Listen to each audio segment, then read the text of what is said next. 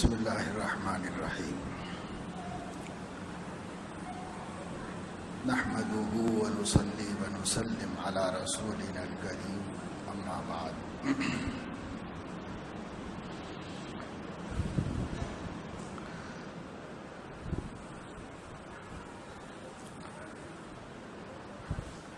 قال اللہ تبارک وتعالی وفي الآخرة عذاب شديد ومغفرة من الله ورضوان وما الحياة الدنيا إلا متاع الغرور۔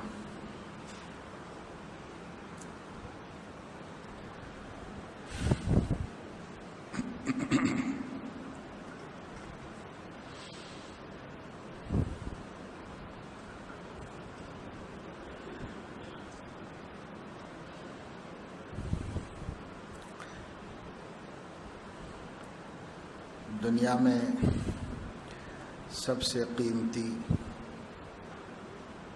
اور سب سے زیادہ لائق عزت جو چیز ہے وہ خود انسان ہے۔ جتنی مخلوقات ہیں وہ انسان کے مقابلے میں حقیر ہیں، اور انسان ہر مخلوق سے وقی اور ہر مخلوق سے زیادہ قیمتی ہے۔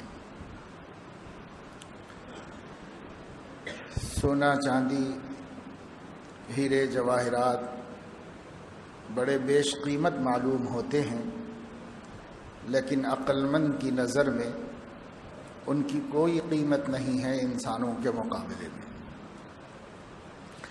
ایک انسان اگر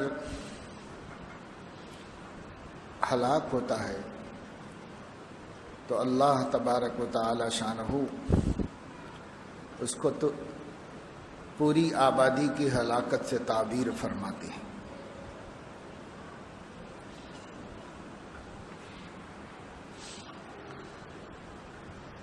اور ایک مومن کی قدر و قیمت اس سے زیادہ قرآن و سنت میں موجود ہے،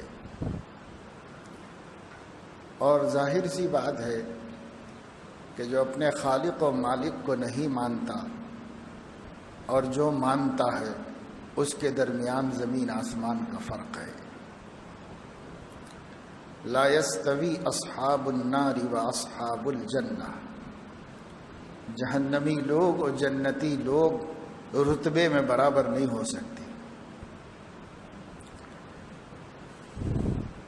یرفع اللہ الذین آمنوا منکم، جو لوگ تم میں سے ایمان لائے اللہ تعالیٰ نے ان کا مرتبہ بہت بلند کر دیا ہے، بہت اونچا کر دیا ہے۔ یہ سب آیات اور بے شمار احادیث اس بات کی خبر دیتے ہیں کہ کائنات میں جو سب سے قیمتی مخلوق ہے اور جب سب سے نایاب چیز ہے وہ انسان ہے۔ انسان کے لیے کائنات پیدا ہوئی ہے، انسان کے لیے شریعت بھیجی گئی ہے، انسان کے لیے جنت اور دوزخ کا نظام قائم کیا گیا ہے، انسان ہی کے لیے ارض و سما کی پیدائش ہوئی ہے۔ تو انسان سب سے قیمتی چیز ہے، اور اسی وجہ سے شریعت اسلامیہ جو تعلیم دیتی ہے، پیغمبر جو زندگی گزارنے کے اسلوب و انداز بیان فرماتے ہیں، یہ سب کے سب نتیجے کے اعتبار سے انسان کو نفع پہنچانے کے واسطے ہوتے ہیں اور انسان کو ضرر سے بچانے کے واسطے ہوتے ہیں۔ نفع چاہے دنیا کا ہو، اسلام ہر دنیاوی منفعت کا راستہ دکھاتا ہے۔ نفع چاہے آخرت کا ہو، اسلام ہی وہ دین ہے جو آخرت کی کامیابی کا راستہ دکھاتا ہو۔ نقصان اگر دنیا کا ہے تو اسلام ہی اس نقصان سے بچاتا ہے، نقصان اگر آخرت کا ہے تو اسلام ہی آخرت کے نقصان سے بچنا سکھاتا ہے۔ اسلام ہی کی تعلیمات ساری تعلیمات ہم کو نفع و نقصان سے جوڑی ہوئی ہے،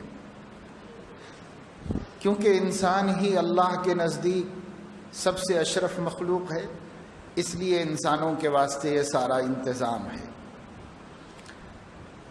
اور سب سے بڑھ کر یہ ہے کہ انسان آخرت کے عذاب سے محفوظ ہو جائے۔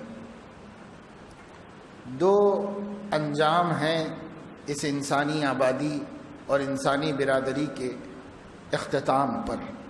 جب یہ ختم ہو جائے گی دنیا اور سارے انسان مر جائیں گے اور اب کوئی انسان پیدا نہیں کیا جائے گا، تو وہ انسانی برادری کا اختتام ہے۔ اس اختتام پر دو انجام ان کے واسطے اللہ تعالیٰ نے بیان فرما دیے ہیں۔ وَفِي الْآخِرَةِ عَذَابٌ شَدِيدٌ وَمَغْفِرَةٌ مِّنَ اللَّهِ وَرِضْوَانٌ۔ آخرت میں دو ہی انجام ہیں، یا تو سخت ترین عذاب ہے یا مغفرت و بخشش، انعام و احسان ہے۔ کچھ لوگ اس طرف جائیں گے، کچھ لوگ اس طرف جائیں گے۔ تو انسانوں کے جہنم میں جانے سے حفاظت کا سامان پیغمبروں کے ذریعے سے کیا گیا ہے۔ انبیاء علیہم الصلاۃ والسلام اسی لیے تشریف لائے کہ وہ اللہ کے بندوں کو آخرت کے عذاب سے بچا کر آخرت کی کامیابی میں داخل کریں۔ جب ایسی بات ہے تو ہر انسان جو ماشاءاللہ شادی شدہ ہو اور صاحب اولاد ہو، اس کو غور کرنا چاہیے کہ اس کی ملکیت میں اللہ تعالیٰ نے جتنی چیزیں دی ہیں، کچھ مال دیا ہے، کچھ جائیداد دی ہے، کچھ صلاحیتیں عطا فرمائی ہیں، جو کچھ بھی اللہ نے ان کو دیا ہے، ان میں جو سب سے قیمتی چیز ہے اور انمول دولت ہے وہ اولاد کی نعمت ہے۔ اس لیے کہ وہ بھی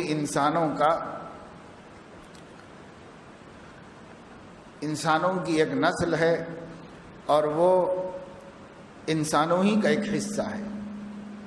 وہی پل بڑھ کر معاشرہ کہلاتے ہیں، وہی بڑے ہو کر سماج کہلاتے ہیں، انہی کا نام سوسائٹی ہے۔ یہی لوگ جو آج بچے ہیں، پھل پھول رہے ہیں، کھیل کود رہے ہیں، کل ہماری جگہ دنیا میں لینے والے ہیں اور ہمیں رخصت کر کے وہ اس دنیا کی آبادی بننے والے ہیں۔ تو ہمیں یہ سوچنا چاہیے کہ اگر ہمارے پاس سب سے زیادہ حفاظت کے قابل کوئی چیز ہے تو یہ اولاد کی نعمت ہے۔ اس اولاد کی نعمت کو اگر ہم نے اپنا اچھا جانشین بنایا تو ہم دنیا میں بھی نام کمائیں گے اور آخرت میں بھی ہم اللہ تعالیٰ کے فضل کے مستحق ہوں گے۔ اور اگر ہم نے اپنی نسل کو اچھا جانشین نہیں بنایا بلکہ برا جانشین بنایا، ان کی تربیت نہیں کی، ان کی تہذیب درست نہیں کی، ان کی صحیح تعلیم کا بندوبست نہیں کیا، ان کے اخلاق پر نظر نہیں رکھی اور ان کو تہذیب اسلامی سے آراستہ کرنے کی فکر نہیں کی، تو ہم تو جانا ہی ہے۔ جب جائیں گے تو اپنا جانشین اپنی جگہ پر برے جانشین کو چھوڑ کے جائیں گے، جس کی وجہ سے ماحول خراب ہوگا اور اللہ کے دین کو نقصان پہنچے گا۔ تو اللہ تعالیٰ اس جرم کا مواخذہ ہم سے فرمائیں گے کہ کیوں تم اپنے پیچھے ایسے لوگوں کو چھوڑ کر آئے جن کی وجہ سے ہمارا دین مٹا، جن کی وجہ سے ہمارے نبی کا دین نقصان پایا، ایسی نسل کیوں چھوڑ کے آئے؟ یہ سوال اللہ تعالیٰ فرمائیں گے۔ اس سوال سے بچنے کی دو ہی صورتیں ہیں۔ ایک یہ کہ آدمی اپنے گھر کا ماحول وہ اسلام والا ماحول بنائے، دین والا ماحول بنائے، اللہ تعالیٰ کی عظمت والا ماحول بنائے، اس کی توحید و معرفت والا ماحول بنائے۔ دوسرے، بچوں کو تعلیم و تربیت کے واسطے جس جگہ پر بھی پہنچائے اس جگہ کو اسلام سے جوڑ کر دیکھے، عقیدے کے ساتھ وابستہ کر کے دیکھے۔ گھر میں ماحول نہیں بنائیں گے تو بھی آپ اپنی نسل کو، اپنی اولاد کو صحیح معنوں میں اپنا جانشین نہیں بنا سکیں گے، اور اگر اسکول کا صحیح انتخاب نہیں کریں گے تب بھی آپ اپنی اولاد کو ہلاکت کے گڑھے میں ڈھکیلیں گے، ان سے کوئی خیر خواہی نہیں کریں گے۔ اچھی تعلیم ایک انسان کی اچھی زندگی کے لیے کافی نہیں ہے، مددگار تو ہے لیکن کافی نہیں۔ اچھی زندگی گزارنے کے واسطے اچھی تعلیم کے ساتھ بلند اخلاق کا ہونا بھی ضروری ہے، اور بلند اخلاق اب اسکولوں میں کہیں نہیں دیے جاتے، اس لیے اس کو اپنے گھر کے اندر پیدا کرنے کی ضرورت ہے۔ اپنے گھر میں ایسا ماحول ہو، ایسی تربیت ہو، ایسی تعلیم بچوں کو دی جائے اسلام کے حوالے سے، خلق محمدی کے حوالے سے، کہ یہ بچے بلند اخلاق گھر ہی سے ہوں، اور جب یہ اسکول میں جائیں تو ایسے اسکول کا انتخاب کرنا چاہیے جس اسکول میں جہاں تعلیم عمدہ ہو وہیں پر تہذیب بھی اچھی ہو۔ تہذیب اسلامی سے اپنے بچوں کو محروم کر کے ہم کوئی دنیا میں اچھے لوگوں کو چھوڑ کر نہیں جا سکتے۔ پچھلے لوگ جب اپنی اولاد کے اوپر محنت کرتے تھے اور اس امانت کو خیانت سے بچاتے تھے تو اچھے لوگ دنیا میں ہر جگہ موجود ہوتے تھے، مسلمانوں ہی میں نہیں غیر مسلموں میں بھی بلند کردار لوگ موجود ہوتے تھے۔ ایمان کا نور ان کے پاس نہیں ہوتا تھا، وہ الگ بات ہے، لیکن اخلاق کی بلندی ان کے پاس ہوتی تھی، کردار ان کے اچھے اور بہتر ہوتے تھے۔ لیکن ایک ایسے دور سے ہم آپ گزر رہے ہیں جس دور میں اسکول جو ہیں وہ بزنس ہیں، وہ درسگاہیں نہیں ہیں، وہ تعلیم گاہیں نہیں ہیں، اسکول مارکیٹیں ہیں، بہتر سے بہتر مارکیٹیں ہیں۔ پچھلے دنوں یہ بات سامنے آئی تھی کہ حکومت نے، ابھی کئی برس پہلے کی بات ہے، کہ حکومت نے انکم ٹیکس سے اسکولوں اور دواخانوں کا استثناء برخاست کر دیا ہے۔ پہلے ایک نظریہ تھا، وہ یہ تھا کہ ہاسپٹلز خدمت انسانی کے واسطے ہوتے ہیں، دواخانے انسانوں سے ہمدردی کرنے اور ان کی خدمت کرنے کے واسطے ہوتے ہیں، اگرچہ کہ اس کے ساتھ کچھ لوگوں کا روزگار اور ان کی معیشت وابستہ ہوتی ہے، لیکن ان کا مقصد انسانوں کی خدمت کرنا ہوتا ہے۔ اور اسی طریقے سے اسکولوں کے بارے میں یہ تصور تھا کہ اسکول تو سماج کا گود ہیں، اسی میں سماج تربیت پاتا ہے، یہیں سے وہ سیکھ سکھا کر اخلاق مند بن کر خدمت انسانی کے جذبوں سے معمور ہو کر سماج کا حصہ بن جاتا ہے۔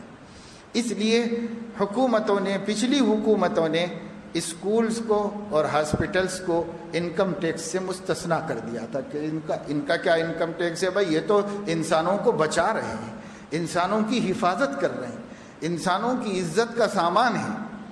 لیکن جب سے یہ دیکھا کہ صاحب سب سے زیادہ کمانے کے لیے نمبر 1 پر دواخانے ہیں اور نمبر 2 پر اسکولز ہیں، جب یہ دیکھا گیا کہ یہ کمرشل ہو گئے ہیں، اب ان کا مقصد تجارت ہے، اب ان کا مقصد لوگوں کی دولت کو بٹورنا اور چوسنا ہے، اس کے علاوہ کچھ نہیں ہے۔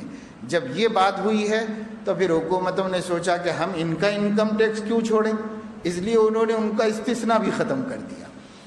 تو کہنے کا مقصد یہ ہے کہ جیسے دنیا والوں کو یہ بات سمجھ میں آئی ہے، ایسے ہی ہر عقل مند کو، ہر مسلمان کو یہ بات سمجھ میں آ سکتی ہے کہ آج جس دور میں ہم رہتے ہیں، اس دور میں دواخانہ ہو یا تعلیم گاہ ہو، جس کو درسگاہ کہتے ہیں، اب اسکول کہہ لیجئے، کالجز کہہ لیجئے، آپ جو بھی، یہ بزنس ہیں، یہ تعلیم گاہیں نہیں ہیں۔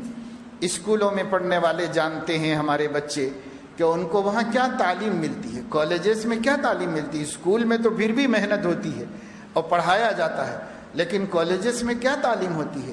جتنے پاس ہونے والے ہیں اپنی ذاتی محنتوں سے پاس ہونے والے ہیں، ٹیوشن پڑھ کے پاس ہونے والے ہیں۔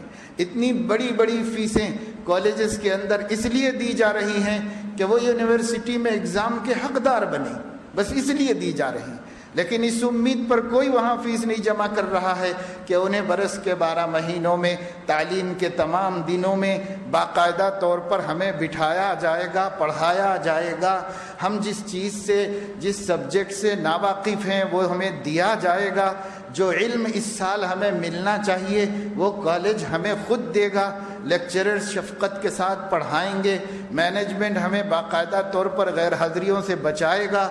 جب یہ ماحول ہو کہ حیدرآباد کے ایک بڑے مشہور کالج کے بارے میں پڑھنے والے ایک اسٹوڈنٹ نے مجھے کہا کہ بسا اوقات اگر ہم پابندی سے چلے جائیں تو لیکچررز ہی کہتے ہیں کہوں تم لوگ پابندی سے آ رہے ہو، کچھ کھیل کود کرو، کچھ پکنک کا پروگرام بناؤ، کچھ یہ کرو جی۔ تو ایسے کالجز کے اندر علم کیا ملنے والا ہے؟ بھائی ان کو دولت بٹورنا ہے، وہ اپنا دولت بٹور رہے ہیں۔ اگر علم لیا جاتا تو کالج میں تو بہت نازک وقت ہے، صلاحیتوں کے بننے کا زمانہ ہے، ایسے وقت میں بچوں کو اتنا مصروف کیا جا سکتا تھا اور اس قدر تعلیمی ذمہ داریاں ان کے اوپر ڈالی جا سکتی تھی کہ ان کو معاشقے کرنے کی فرصت نہ ملتی، اتنی ڈالی جا سکتی تھی، اور وہ اپنے آپ کو پڑھائی میں لگا دیتے، کتابوں کے پیچھے لگا دیتے، اور ان کو اتنی محنت کرنی پڑتی، اور ہمیں سمجھ میں نہیں آتا کہ ایک طالب علم کالج میں داخلہ لیا اور اس کے انتہائی اہم عنوانات ہیں، اور اس کے باوجود اس کے پاس اتنی فرصت ہے کہ وہ گھر میں رہے، اور اتنی فرصت ہے کہ کبھی کتاب کھول کے نہ دیکھے، اتنی فرصت ہے کہ وہ گھر میں کبھی لکھتا پڑھتا نظر نہ آئے۔ اس کے برخلاف تو ہم دیکھتے ہیں مدارس دینیہ کے اندر کہ وہی 7 گھنٹے بچوں کو پڑھنا پڑتے ہیں، اور وہی 7 سبجیکٹ اور مضامین ان کے بھی ہیں، لیکن ان کا حال یہ ہے کہ رات میں 12 بجے تک پڑھنے کے باوجود پڑھنے کے لیے ٹائم کافی نہیں ہوتا۔ سفر سے میں راتوں میں آتا ہوں 1 بجے، کبھی 2 بجے، تو 1-2 بجے بھی بچے بیٹھ کر کہیں نہ کہیں کے مدرسے کی طرف سے بتیاں بجھا دی جاتی ہیں، ایک آدھ لائٹ روشنی کے لیے رکھی جاتی، تو وہاں جا کے بیٹھ کے پڑھتے ہیں، اور پڑھتے ہیں کہتے ہیں کہ ٹائم کافی نہیں ہو رہا، بس نہیں ہو رہا۔ تو کیوں؟ پڑھنا ہے ہی نہیں۔ اگر پڑھنا ہوتا تو کیوں نہ قابل لوگ دنیا کے اندر وجود میں آتے؟ قابل لوگوں کا پرسنٹیج کتنا ہے؟ فارغ لوگ تو بہت ہیں، لیکن قابل لوگ اس میں کتنے ہوتے ہیں؟ ان کی تعداد بہت تھوڑی سی ہوتی ہے، مختصر سی ہوتی ہے، اور وہ اپنی ذاتی محنت سے پڑھا ہوا بچہ ہوتا ہے یا بچی ہوتی ہے، اس پر اسکول اور کالج کا کوئی خاص احسان نہیں ہوتا اس کے اوپر۔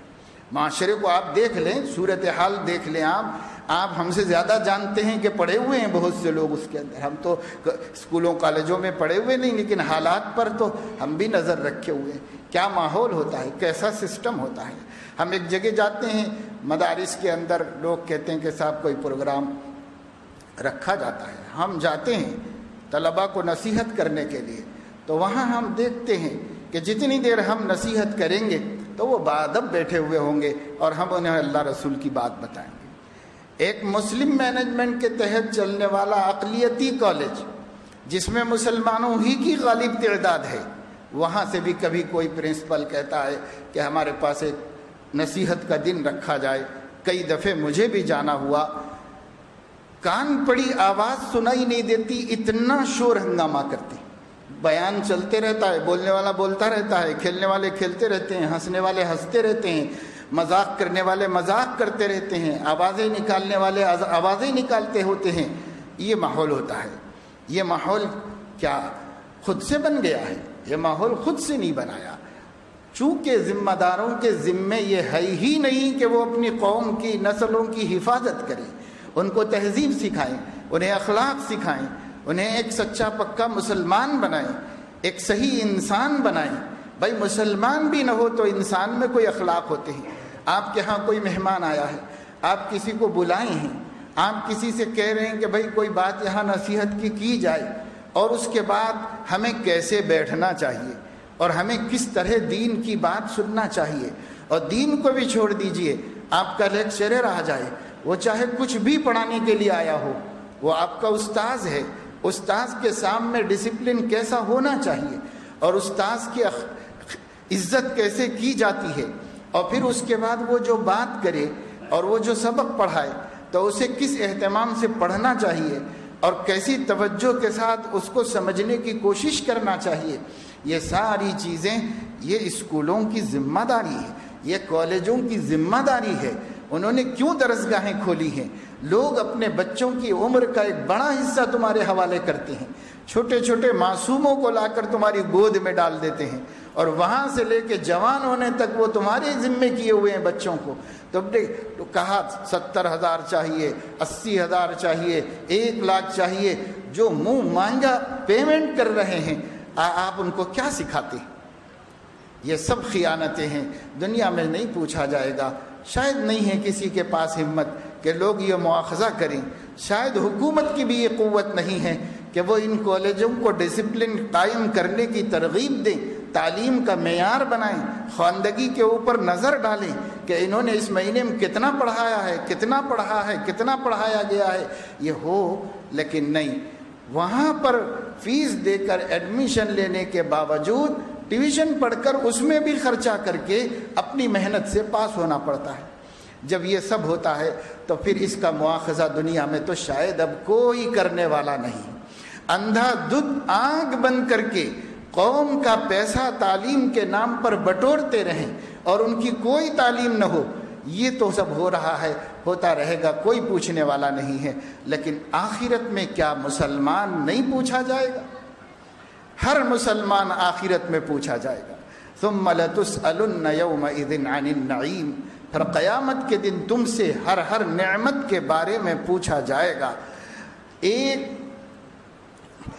5 سوال ہونے سے پہلے اللہ کے سامنے سے قدم ٹل نہیں سکتا بنی آدم کا، حدیث شریف کے اندر موجود ہے۔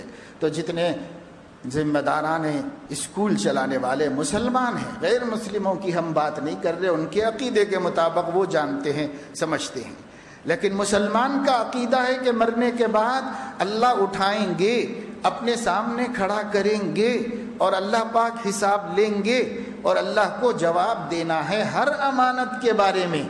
تو جب ہم مال کی امانت کے بارے میں، پیسے کی امانت کے بارے میں، زمین کی امانت کے بارے میں پوچھے جانے والے ہیں، تو کیا انسان جو سب سے قیمتی ہے اس کی امانت کے بارے میں نہیں پوچھے جانے والے؟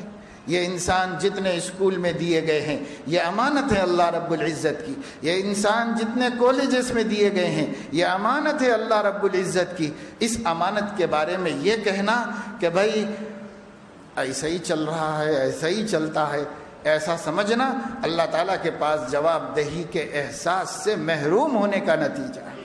اگر اللہ تعالیٰ کے پاس جواب دینے کا احساس ہوتا تو پھر یہ مینجمنٹ پوری کوشش کرتا کہ ہمارے ماحول کے اندر اللہ کا دین غالب رہے، اللہ کا دین غالب رہے، اور ہم نماز کا اہتمام کرائیں اور ہم ڈسپلن سکھائیں، ہم تہذیب سے ان کو آراستہ کریں۔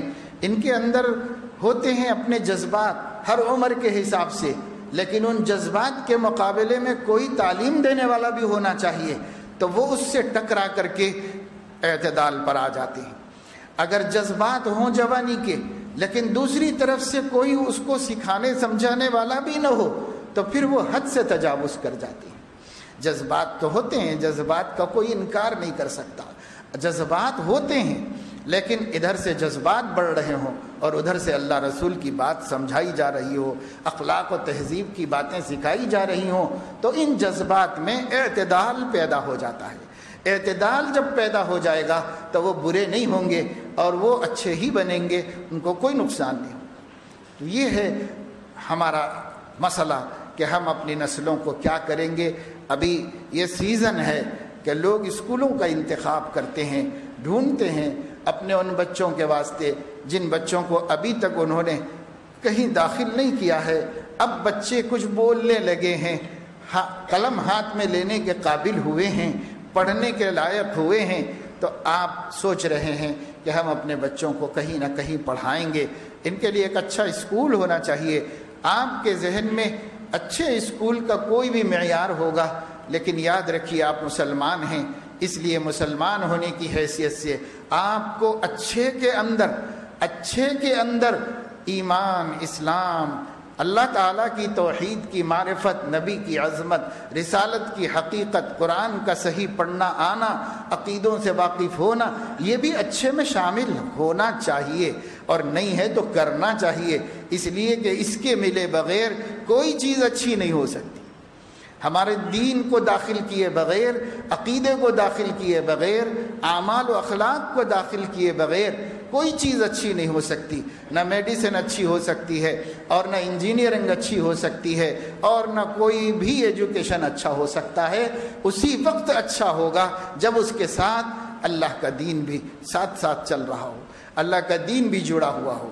اور میں اب کئی مرتبے شاید سنا چکا ہوں گا، آپ کے ذہن میں ہوگا کہ اسرائیل کے وزیر تعلیم نے ایک انٹرویو میں یہ بات بتائی، ہم اسکول میں کسی بچے کو اس وقت تک ایڈمیشن نہیں دیتے جب تک کہ وہ تورات مکمل پڑھ نہ چکا ہو۔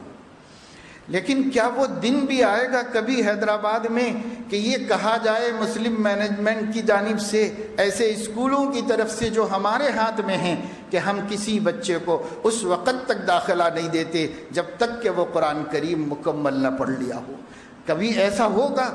ہم ہر تقریر میں، ہر گفتگو میں، ہر آرٹیکل میں ساری دنیا کی برائیوں کا وبال یہودیوں کے سر پہ ڈالتے ہیں، لیکن یہودیوں کے پاس کچھ خوبیاں ہیں، وہ بھی ہم جانتے ہیں کہ ان کی ترقی، مٹھی بھر یہودی پوری دنیا پہ کیوں غالب ہو گئے ہیں۔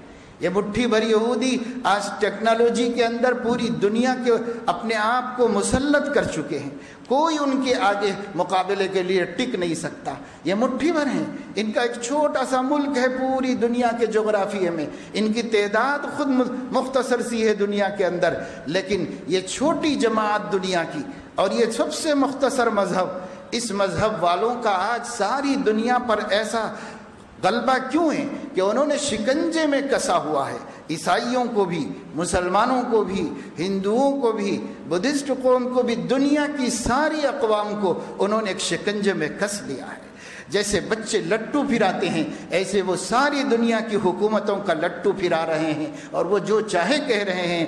آخر ان کو یہ مقام کیسے مل گیا؟ تو آپ غور کریں کہ وہ اتنا آگے بڑھے، دنیا میں اتنا آگے بڑھے کہ ساری ٹیکنالوجی اپنی قابو میں کر لی، اور آج دنیا ٹیکنالوجی کی زد میں ہے، مصنوعات کی زد میں ہے، اور انہوں نے اپنے قابو میں کر لیا اور اتنا سب کچھ کیا ہے۔ تو ان کے اسکولوں کے اندر جو تعلیمی اوقات ہیں، 35% وقت مذہب کی تعلیم کے لیے ان کے پاس ہوتا ہے۔ کیا ہمارے پاس ہے اتنا وقت کہ ہم مذہب کی تعلیم کے لیے مختص کریں؟ آج جس کو جا کے سفارش کرے کہ صاحب آپ ہم کے ہاتھ جوڑتے ہیں، آپ اسکول میں قرآن کی تعلیم بھی رکھیے، آپ اسکول میں دینیات کی تعلیم بھی رکھیے، تو کہتے ہیں ٹائم کافی نہیں ہوگا، ٹائم کافی نہیں ہوگا۔ اور 35% وقت اسرائیل کے مدارس کے اندر مذہب کے لیے رکھا ہوا ہے، اور 65% میں اتنے قابل لوگوں کو پیدا کر رہے ہیں کہ ساری دنیا پہ غالب ہو۔ تو جھوٹ کا کیا حل ہے؟ نہ چاہنے کا کیا حل ہے؟ تو ہی اگر نہ چاہے تو باتیں ہزار ہیں۔ اگر ہمارے اسکول چلانے والے ملت کے ایمان کی حفاظت کا مرکز اپنے اسکول کو سمجھ لیں، ہم بچوں کو اعلیٰ تعلیم نہایت مضبوط دیں گے، اور ساتھ ہی ساتھ ان کے عقیدے و ایمان و اخلاق کی بھی حفاظت کریں گے، تو انشاءاللہ تعالی ایسے حالات ہم نہیں دیکھیں گے جو حالات اب دکھ رہے ہیں۔ اور یہی حالات رہے تو جو بے حیائی، بے حجابی، بے دینی امت میں آنے والی ہے، اس کا کوئی تصور بھی نہیں کر سکتے۔ اس لیے دوستو، آپ اپنے بچوں کے لیے کسی ایسی، اپنے بچوں کو اسکولوں کے جہنم میں مت ڈالیے، اپنے بچوں کو ایسا اسکول تلاش کیجئے جہاں ایمان کی حفاظت ہو سکتی ہے، قرآن کی تعلیم ہو سکتی ہے، اور جہاں اخلاق کی تربیت ہو سکتی ہے، اس کا اہتمام کیجئے۔ اگر ایسا کریں گے تو آپ اپنے بچوں کے ہمدرد اور خیرخواہ و مشفق و مہربان باپ ہیں، اور اگر آپ ایسا نہیں کرتے تو آپ اسی ظالم اور سفاک باپ کی طرح ہیں جو دہکتی آگ میں لے جا کر اپنے معصوم کو پھینک دے، بلکہ اس سے بھی بدتر ہے، اس لیے کہ اس آگ میں جل کر اللہ کی نظر میں تو برا نہیں ہوگا، لیکن اس آگ میں جل کر اللہ رسول کی نظر سے بھی گر جائے گا۔ اللہ تعالیٰ توفیق نصیب فرمائے مسلمانوں کو کہ وہ اپنے بچوں کو اعلیٰ تعلیم یافتہ بھی بنائیں لیکن سچا پکا مسلمان بھی بنائیں، اور اس کے لیے جو کچھ تدبیر ہو سکتی ہے اس میں کسی قسم کی خیانت و کوتاہی نہ کریں، تاکہ جب دنیا سے جائیں تو اپنے پیچھے برے جانشین چھوڑ کر نہ جائیں، ایسے لوگوں کو چھوڑ کر جائیں جن کی زندگی اللہ کو خوش کرتی ہو۔ وآخر دعوانا الحمد للہ۔ بسم اللہ الرحمن الرحیم۔ نحمده ونصلي ونسلم على رسولنا الكريم، اما بعد۔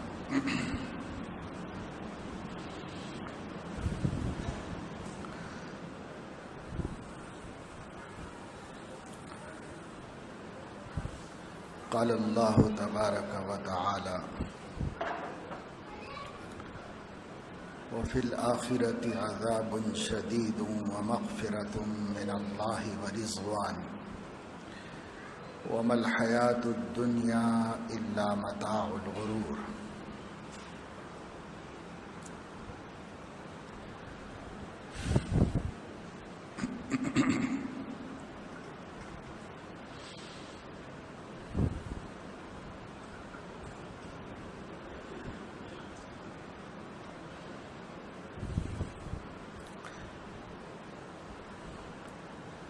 دنیا میں سب سے قیمتی اور سب سے زیادہ لائق عزت جو چیز ہے